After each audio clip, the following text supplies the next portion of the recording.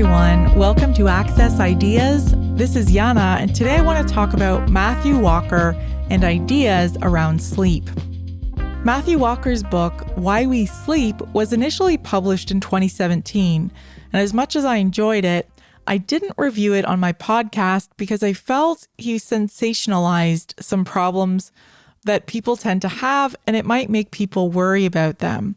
So the idea of insomnia as being a dangerous thing, or even something that would increase our mortality, is something that I didn't want more people to focus on. However, since that book came out, Matthew Walker has evolved his ideas, evolved his framing around research, and he's made some strides towards giving people practical, non-scary advice for getting better sleep.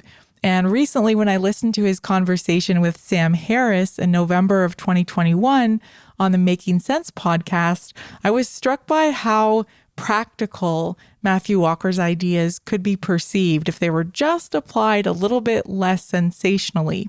So today's episode is a little bit more of a deeper dive into Matthew Walker's book, but I also take a broader look at the context around Why We Sleep, the book, and some of the ideas that I still feel are relevant and the recommendations that Matthew Walker himself continues to put forward to anybody who is struggling with sleep.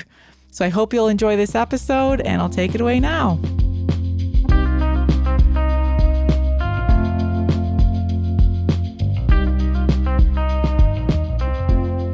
Welcome to Access Ideas. This is Yana, and today I want to talk about sleep and the ideas of Matthew Walker. Matthew Walker became famous within the last few years because he's an English scientist and professor of neuroscience and psychology at the University of California in Berkeley, and he's popularized ideas about sleep and sleep health, and he's very passionate about this topic. And his most famous publication is his book, Why We Sleep. And he's also quite famous for a TED Talk on the subject of sleep as well. So this has inspired so much discussion, a lot of controversy, and that in itself is noteworthy because sleep is, well, not typically a controversial topic. Since Why We Sleep was published in 2017, this topic of sleep has taken a drastic 180-degree turn, with sleep products and lifestyle interest, podcasts and media taking off. And this is really quite interesting because what is it about Matthew Walker's book and ideas that would have inspired this sort of obsession? Well, partly it's probably very timely in the sense that you hear a lot of people complaining about lack of sleep, but really, I think it's Matthew Walker's delivery of ideas and the warnings around lack of sleep that made it so compelling. There's a lot of very serious threats posed to human health by lack of sleep as Matthew Walker frames it. And some of these have been criticized. And this is the reason why I didn't review this book on my other podcast, Audiobook Reviews in 5. I loved Why We Sleep because I felt Matthew Walker said things very clearly that needed to be said about sleep.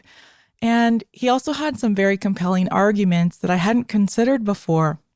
But ultimately, I decided not to review that audiobook on my podcast because I came across some controversy associated with Matthew Walker's ideas. And I felt that the negative tone and some of the scare tactics, frankly, that Walker employs in his book were enough to probably create a negative experience that wouldn't be helpful for anybody who is really struggling with sleep or insomnia. And I kind of put this book on the shelf for a while, so to speak, and I left those ideas behind until I heard Walker interviewed on the Sam Harris podcast, Making Sense with Sam Harris. And he had reframed many of his ideas in the sense that he wasn't so much backpedaling and saying that he'd been wrong initially, but what I was struck by was Walker's admission that some of what he'd said before had actually scared people or had given them even more reasons to lie awake in bed at night and worry about why they weren't sleeping and maybe feel a little powerless about their health and their ability to get good sleep. One of the most controversial ideas that Walker came out with in his book was the idea that not getting enough sleep over a lifespan would result in a shorter lifespan, and specifically sleeping less than 6 hours a night would double your risk of cancer, and that having a good night's sleep was essential to living a long life. And some of the data behind this were based on animal studies, and so I understand that in and of itself is controversial. But I think telling anyone who's struggling with sleep that, by the way, if you're not sleeping long enough, you're probably going to die early, well, that's not really helpful when you're lying in bed in the dark trying to get to sleep. So that was already well known, and it really created a lot of controversy. There's whole threads, discussion boards on the internet around this idea. And then there's even the idea that the lack of sleep will kill you outright.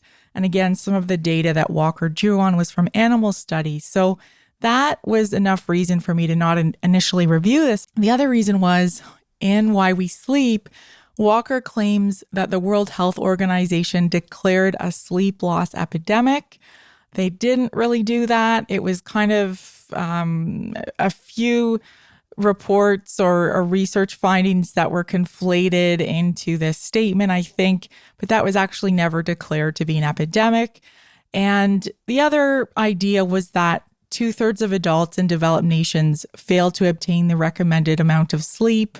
Again, this is not quite proven with the findings, but it was enough to scare people into thinking that maybe they were part of this majority of underslept people who are going to experience all kinds of health problems and potentially a shorter life.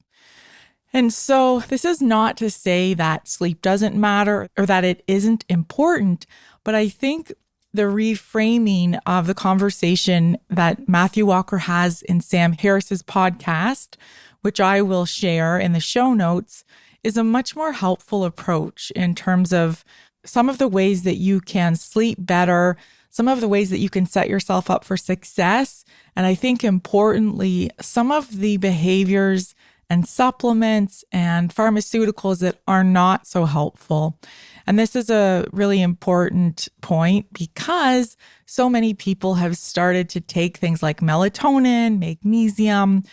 There's various herbal supplements that people take in hopes of getting a better sleep.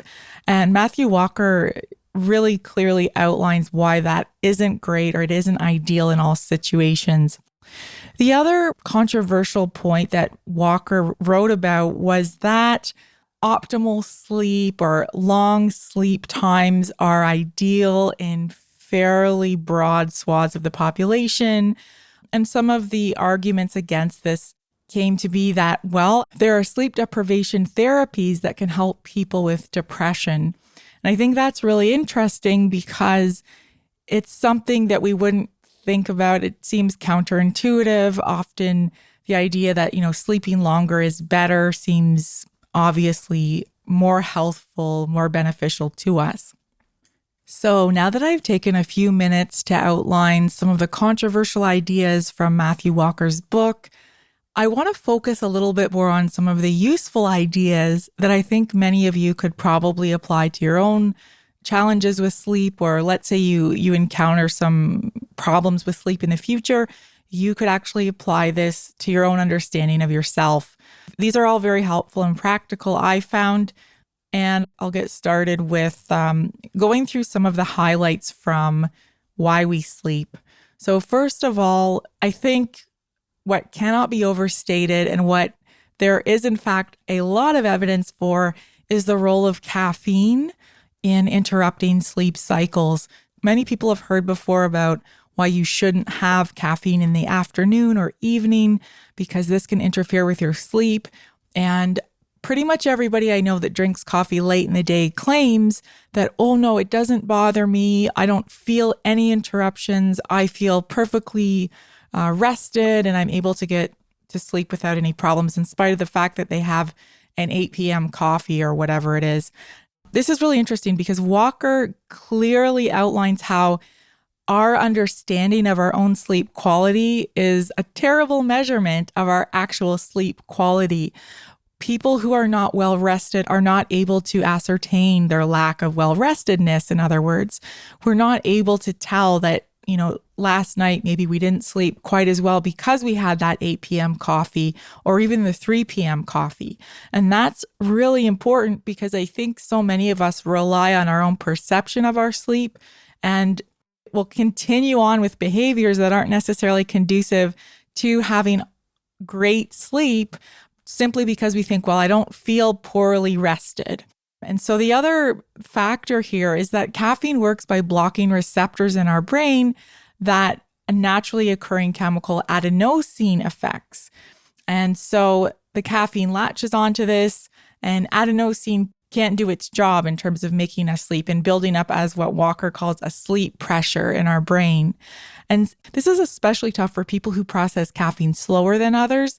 So if you are somebody who digests caffeine more quickly, having that morning or mid-morning or even noon coffee might be fine, but it's really hard to know that. So that's something to consider if you know overall that you're not getting sleep that you want, or that your sleep doesn't, your lack of sleep seems to be a problem. This is related to what Matthew Walker defines as chronotypes as well, I think. So if you want more details about chronotypes, I recommend listening to Matthew Walker's podcast on that very topic. He goes into more detail about people who are those typical morning or larks personalities who can get up early, they feel focused and rested, versus the quintessential night owls who really don't hit their stride in terms of focus and energy until well into the night. And unfortunately, those people do pay a price because our culture, and in fact, most cultures, tend to reward early risers. And even in fact, our work day tends to be configured around being able to focus early in the day. And this has consequences. So I thought when I was listening to Matthew Walker's discussion of those chronotypes that it would be worth considering if you're somebody who could take a later shift at work, or you're able to shift or flex your hours a little bit. That could be something worthwhile to actually look into seriously. The other important piece of advice that I wanted to share here is the idea of taking melatonin. And there's a few reasons why melatonin isn't ideal. Partly it's that it's not well regulated. And so if you live in most countries where melatonin is sold over the counter, you risk purchasing a supplement that could contain quite a lot more than is labeled on the bottle, or even less. So it's really hard to know what your dose of melatonin is and how that's affecting you. And the other reason is that melatonin should be naturally produced by your brain. And this is something that correlates directly to the way that we perceive light throughout the day. And again, in his podcast, Walker goes through the role of melatonin, and he talks about this in the Sam Harris podcast. So I won't get into too much detail about that, but I would say don't take melatonin lightly. I've certainly taken it in the past. I've stopped taking it since I've listened to the latest findings on this. And I would consider taking it again for something like jet lag, but I would not take it on a regular basis. Another popular topic that Walker goes into more detail about is the topic of REM sleep, or rapid eye movement sleep. And my impression before listening to Walker's audiobook was that REM sleep was the most valuable sleep, and it was the most important sleep to have, and that was really the target of getting better sleep. But in his conversation with Sam Harris, as well as his book, he talks quite a bit about the role of non-REM sleep, which is idiosyncratically given a name that only describes what it is not, but it's very much valuable, and it's important to the overall sleep experience and restfulness that anybody wants to come away with from a good night's sleep. And now specifically related to REM sleep and how that can be impacted or interfered with is the role of alcohol. alcohol tends to be something that many people believe helps them fall asleep. But this isn't really the case, and maybe you're already aware of this. But in fact, alcohol simply helps you to pass out. In fact, alcohol helps you to go into a state of unconsciousness, but that is not the same sleep pattern as real sleep. It's typically something where people are passed out. You don't really get the benefits of sleep. And the way that this is measured in a lab is you would have something called sleep spindles or sleep cycles, where you would actually, if you were hooked up to the right monitoring equipment, you would see that your brain is producing sleep waves or brain waves. They have a pattern, they look a certain way, and it's indicative of deep sleep or REM sleep or non-REM sleep. And the problem with alcohol is that it interferes with this.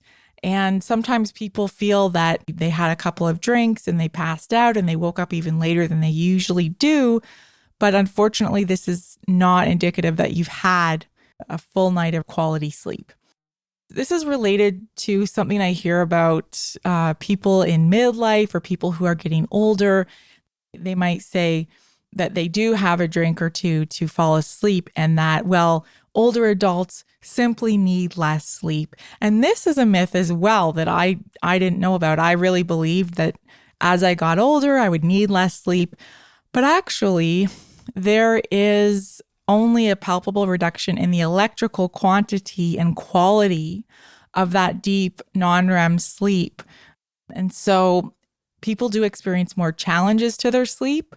And that means often that older adults might think, well, I wake up more frequently, maybe I don't need so much sleep.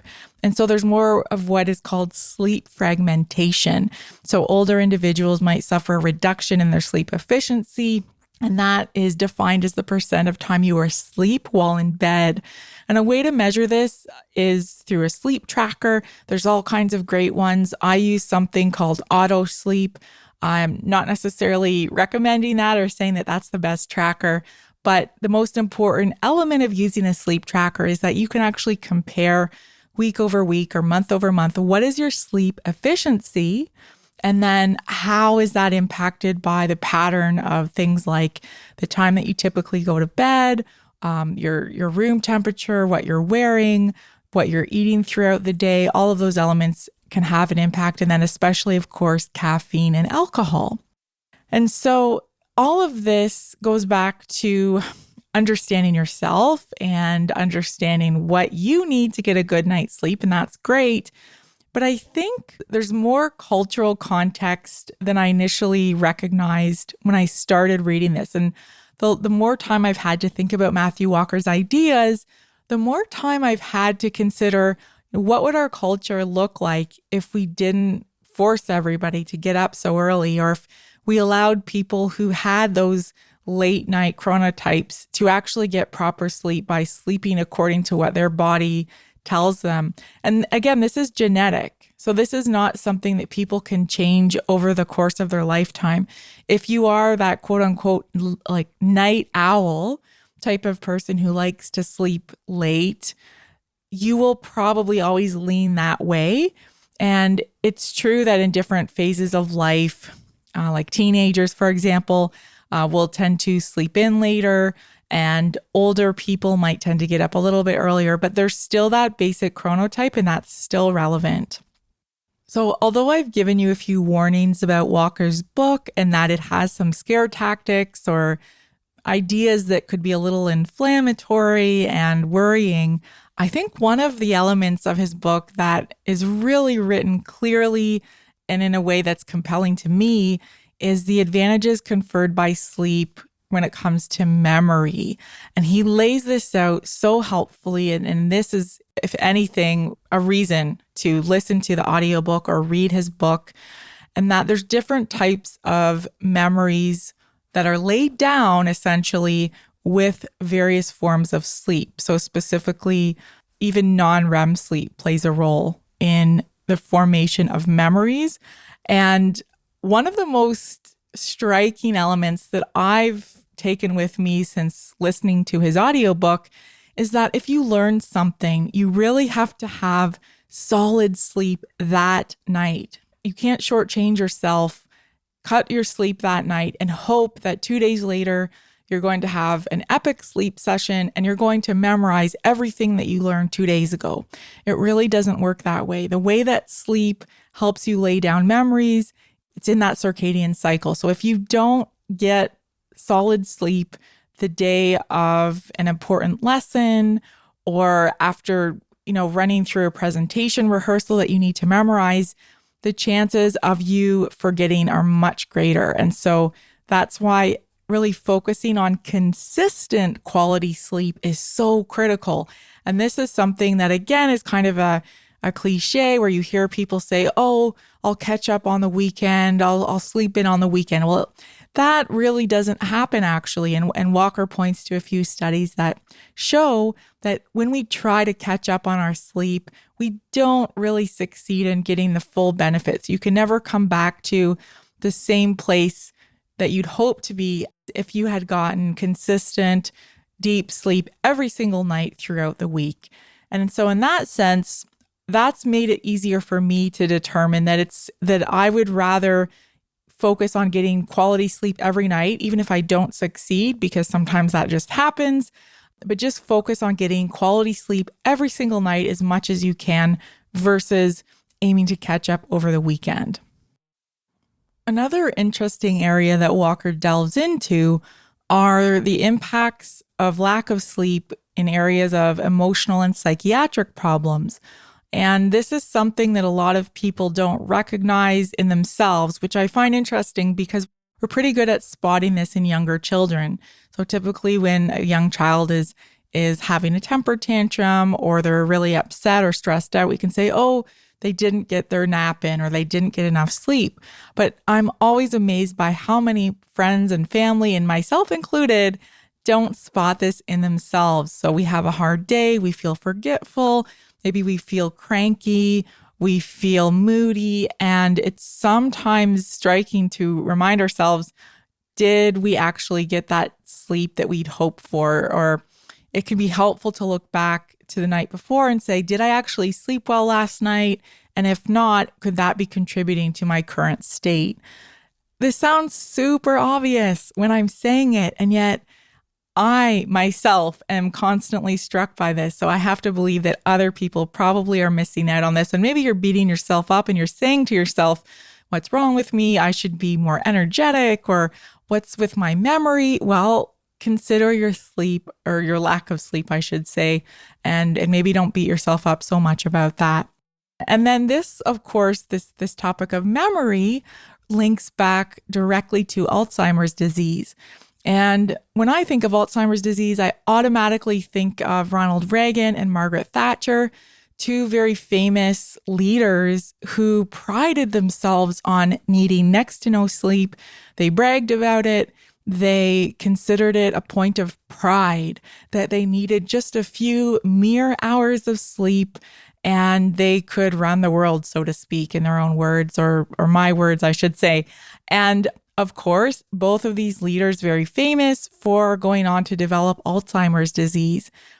Just like our lymphatic system, which clears out all kinds of things that can make our health less than ideal, the glymphatic system does the same in our brains. And so when we go to sleep, the glymphatic system helps to clear some of the debris, the waste products and the excess extracellular fluid through a process that can only take place if we're getting proper sleep. And part of the speculation, as I understand it, is that waste clearance is inhibited. And so you have more risk of developing Alzheimer's because you have the accumulation of these amyloid plaques, which start to form in the brain when people develop Alzheimer's, or there's evidence of this, although there are some people that have evidence of these plaques and no evidence of Alzheimer's.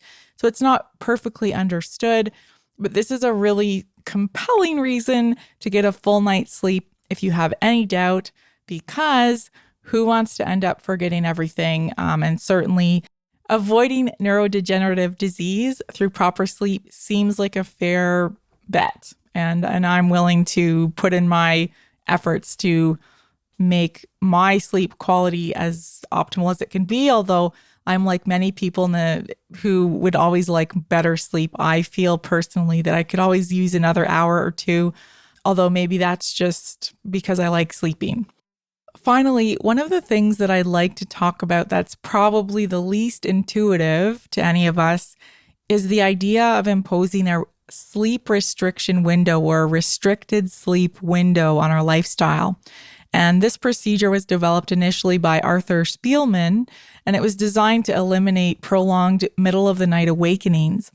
Arthur Spielman was the co-director of the Center for Sleep Medicine at Weill Cornell Medical College, and he was a professor of psychology in the neuroscience doctoral subprogram at the City College of the City University of New York. And I think one of the most counterintuitive ideas that he's made popular, or at least he's made popular enough for Matthew Walker to talk about this, is sleep restriction. And typically with lack of sleep or with insomnia, and I myself, if I've had a problem sleeping, I tend to do this, is I think just go to bed earlier, be in bed longer, and then whatever sleep you're able to obtain, well, it will be better than if you went to bed late or you got up too early. Unfortunately, and as many of you listening probably know, this rarely works. Often it just results in lying awake and worrying, why am I not sleeping? Why can't I sleep? Am I ever going to fall asleep? But actually, one of the ideas that Walker clarifies for us is this idea of sleep efficiency. And so if you practice having a sleep restricted window, which is to say you give yourself a shorter time to fall asleep, to get quality sleep. So let's say instead of lying in your bed for 8 hours, you give yourself 7 hours. And let's say this is after you've been struggling with sleep for a while and you know that you're only getting 6 hours or 5 hours or less. Well, this shorter window initially, of course, it creates stress and people will not feel good immediately. So it's not a one night solution. But what they found with these sleep restriction studies is that when you give yourself that shorter window, so you go to sleep at a consistent time and you wake up at a consistent time with an alarm clock or what have you, and over time your body will adapt to this. And I think the way of understanding this is that you're building up more sleep pressure. So you're actually producing lack of sleep, and that chemical, that adenosine chemical, is going to build up that sleep pressure for you more consistently because you're giving yourself a smaller window of sleep. So overall, there's some guidelines around this, and the Stanford healthcare site, it says the time allowed should not be less than 5.5 hours, even for people who sleep less than 5.5 hours a night. But the idea is that if you practice this for weeks, you will eventually notice that your body gives into sleep a little bit earlier, so you can fall asleep maybe earlier if that's a problem, but you'll also stay asleep longer because you're building up that sleep pressure. And usually people experience a marked improvement in the quality of sleep after about a week of restricted time in bed.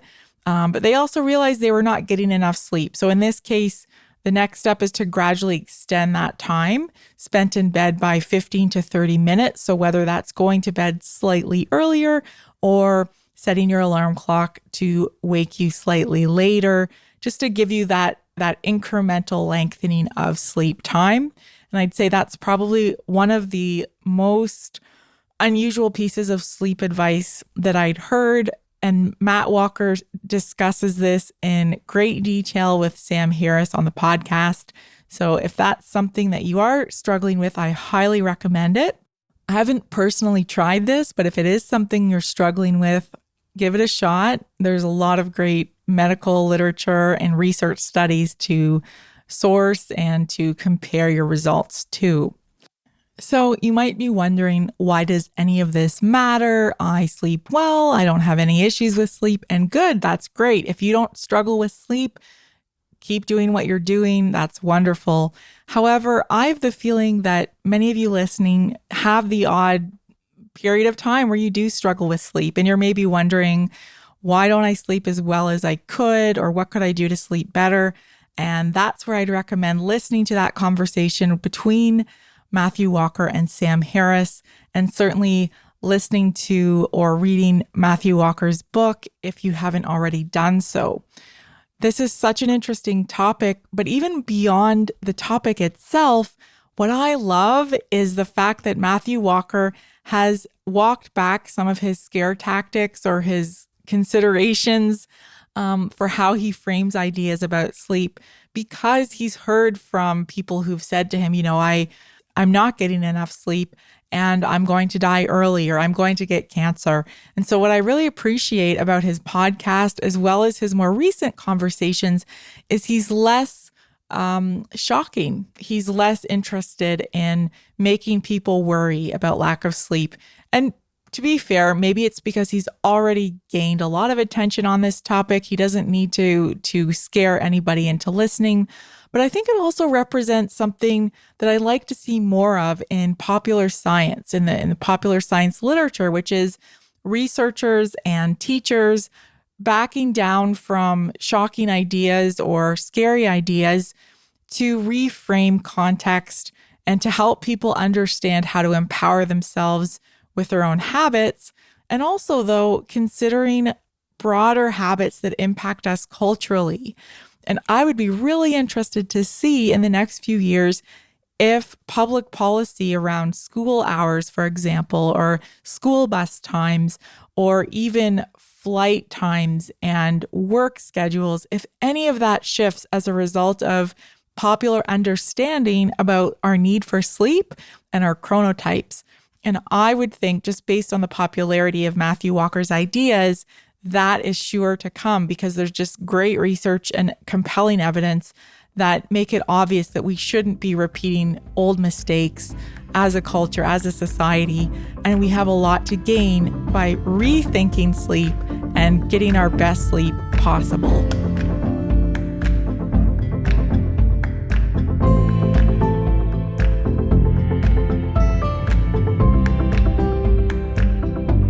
If you love Access Ideas, we'd love for you to subscribe, rate, and review us on Podchaser via the link in our show notes, or wherever you happen to listen to podcasts. Tell your friends about the podcast too. Until next time, thanks for listening to Access Ideas.